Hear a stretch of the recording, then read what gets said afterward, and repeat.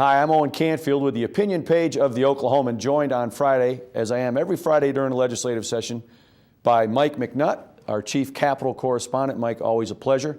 Let's get right to it. Good news in the paper this morning. Apparently, the budget writers will have about $50 million more to work with as they craft the fiscal year 2013 budget than they thought they would have. What do you think that's going to mean, and do you think that'll wind up being close to accurate? Well, it looks like it may go down a little bit. We'll know Tuesday when the Board of Equalization, the State Budget Board meets, and they set the final figures that legislators can actually spend this year. They'll have rough numbers about $43 million now. A lot of that is due to increased sales tax, increased income tax collections, projected of course, and also on the downside, natural gas prices, which has been, if you think back to the boom of 2005, that's really got the state out of a depression, recession then. They're around $2.50. In the current, the estimate in December that they made, the first projection, they set gas prices at $4 per thousand cubic feet. They lowered that to about $3.64 per thousand cubic feet. Is that low enough?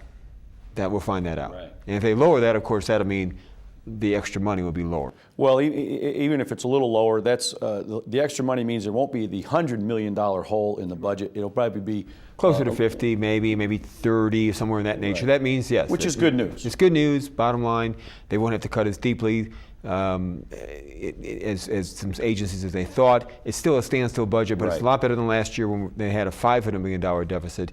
Now it looks like closer to maybe $30 to $50 million. Right.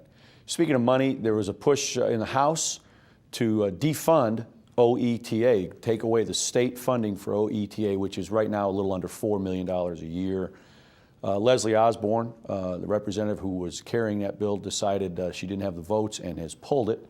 And it looks like it will now probably remain dormant for the rest of the session.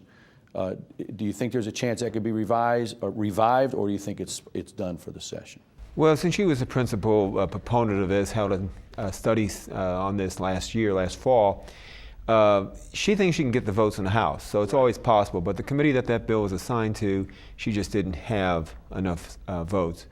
So I don't know if when I talked to her yesterday, she more or less seemed to concede the fact that right now the timing's not correct.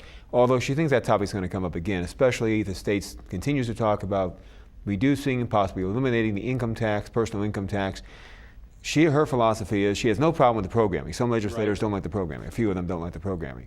She doesn't have any problem with that. She just questions whether state funds should be used for cultural, arts, and state television. She says it's fine.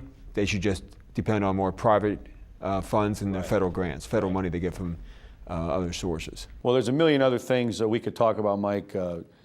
We just don't have the time, but I appreciate you coming in on Friday morning, as you do every week.